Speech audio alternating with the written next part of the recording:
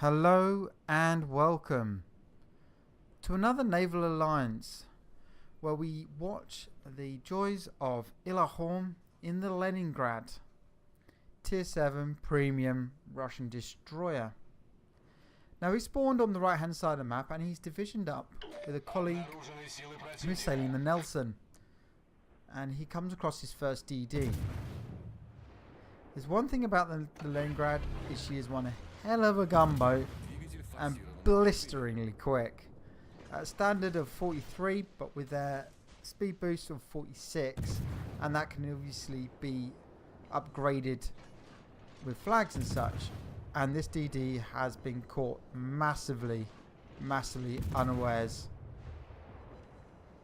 Come on, with Ilahorm making incredibly light work. But he has brought him right far on the eastern side of the map, so he needs to pull back now to keep on going. And so that actually does. So he has to turn around now and head back because he is pretty much isolated on here. So we're going to head back now. So the Leningrad is quite unique in the terms of the Russian history. Should I say Soviet history? She was designed just before the Second World War, and was the first fully designed ship by the Soviets, or by the USSR, under the 5-year plan scheme. And she was based off a French design, the Van Quillian class, which is not a DD in the strictest sense. It's a flotilla leader in that sense. But unlike the Brits, where the flotilla leaders were pretty much oversized destroyers, this was far bigger, far faster, and like further down the tree, you could argue acts more of a light cruiser than necessarily a DD, a destroyer. So he's come back round now. There's a Hippo, the Helena, all the cruisers to his left. Looking at the mini-map, his team seem to be quite well stronger on this right-hand flank, with a single DD trying to go for the actual cap there. Going for the cap, and that's playing a bit hardcore there. Helena's pulling back, everybody's pulling back, because you got either two options really when there's only two caps. You either charge or defend. That's all you got. He's setting his sights on the Tago, the Japanese, but even he's pulling back. So he's got there's no point in catching up, for the defence. Alright. And unfortunately someone else just died behind him. At the moment it's pretty evens, nothing really in it. Only 100 points, that's nothing in a game like this. Again, devoid of any sort of enemies. He has to go and try and find some more out to actually sink some and push up stronger. The destroyer that decided to scout the enemy cap has just kept on going and is trying to defend the western flank. It's a pretty relatively battleship and strong heavy game, this one. They're now still down on ships 3-1. That's a bit more significant. There's a good old Colorado. Yes, it's detected, but at this sort of range, you can easily duck and dive out of any sort of incoming fire, and he's soon not in range. So Ilahorm's channel is linked below. I thoroughly recommend you check him out and the rest of the Naval Alliance. He does a far more detailed view of Pacific gameplay and commander XP, commander skills than I do. I'm more trying to focus on the strategic view and maybe a little bit of the historical context of some of these ships, even though some of them are paper. So again, the enemy have pulled back. There's no point in him chasing them down at this current stage. So he's just going to move up and vacate the space take the space they vacated. This game will take the full length time, so it is a very long video. Appreciate it. Come on, Colorado. He's burning down. Is he going to get this kill? Shots are out. Nah. Unlikely. But he does. His friend in the Nelson does pick up that kill. So they've got two between them. Of the only two ships that have actually been sunk. The Tiger comes around, does a salvo. He voids it. Pops his smoke to just hide from the incoming return fire. And his luck's with him and he gets away with it. So now he can fire against the Kuznetsov, Russian cruiser. With impunity, really.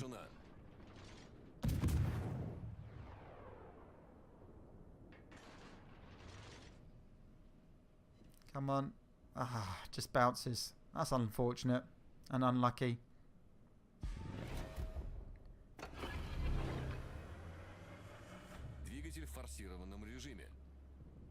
Again, because nobody was spotting, these targets are devoid. He has to go searching for them. That tag out. Oh, 6 points. Worth it. Worth a shot. Oh, he did some passing torpedoes. This could be dangerous. Ilham, you ducked them like a boss. Like a boss. There's the enemy in the corner there. Just coming round. Again, pulling away. This area is completely devoid of ships actually attacking. But equally, if you look at the mini-map, the enemy doesn't really need to attack this flank. The western flank is pretty much overrun by the enemy. Not quite yet, but it's to a point more than this side. So they're doing a great job at defending this flank. Is it enough though? So during the Second World War, the Leningrad themselves didn't really do that much in terms of naval conflict. They're mainly used for shore bombardment, particularly through the siege of Tallinn and the siege of Leningrad. So they didn't actually sink anything. I don't think any Russians actually sunk any other ships. They sunk a few U-boats, but none sank any surface vessels during the Second World War. Although I do need to check that up because we still don't have all the stats. Because pretty much after the Second World War, the history was always written by the victors, and due to the Cold War, the Russian side often downplayed the impact of the Allied, and particularly with the Lend-Lease agreements, and how much material. Come on then. Come on, guys. Another one. Still no hits. Only 17,000 damage, but yeah, it's the luck of the draw sometimes. Come on then. This is going to come around, see if we can spot that battleship that was retreating. There he is. Good old Warspite. Lovely ship. One of my favourites in the game, definitely, by far. Mainly because she's British and has a hell of a history. He's opening up, wanting to get fire here. There he is, got it, brilliant. Trying to force the battleship to use his damage repair.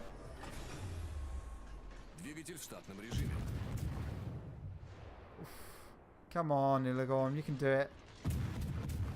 And this is why the Russian gunboats absolutely excel. This sort of slightly longer range, 8 to 10 kilometers, and they're like lasers, their guns.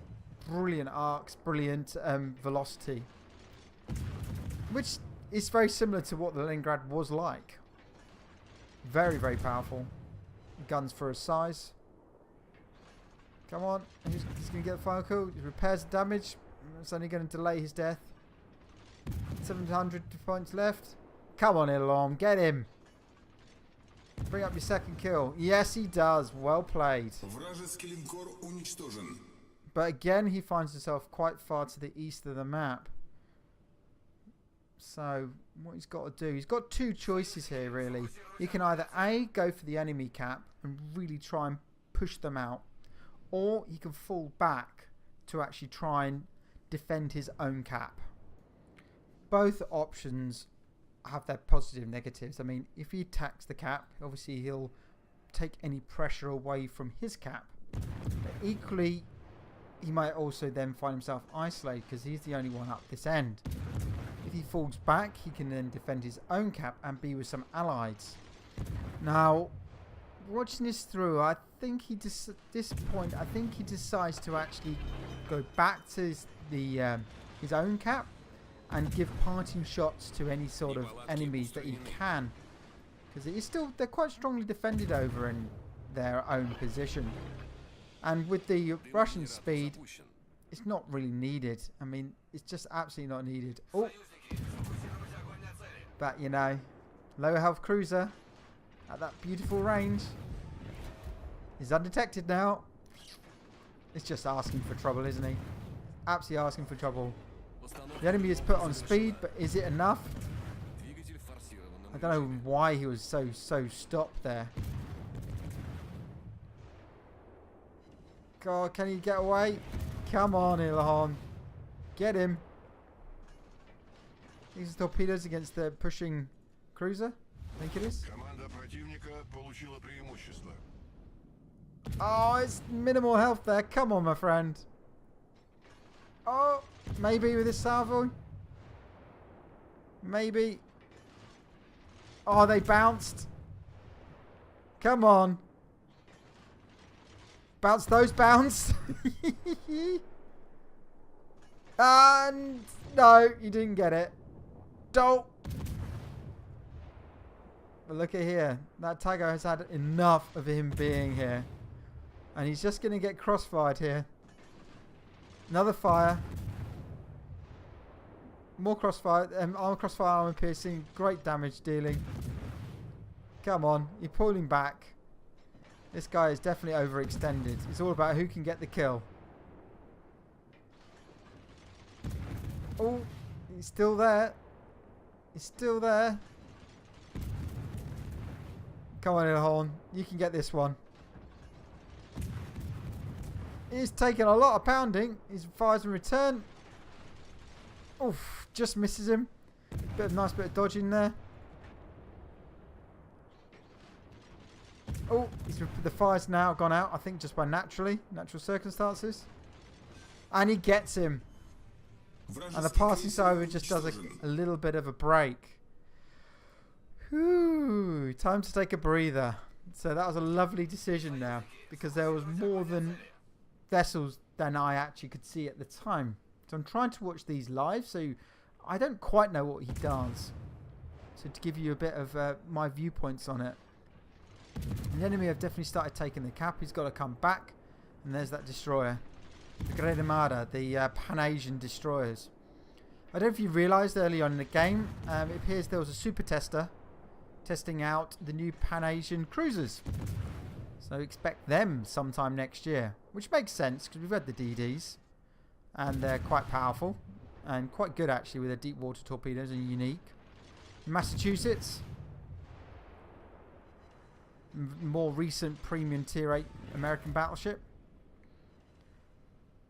So he's the only one down here now to actually defend this cap. The two cruisers are quite far to the east here. So it's only up to Ilhan here to defend this cap. There's the Massachusetts again.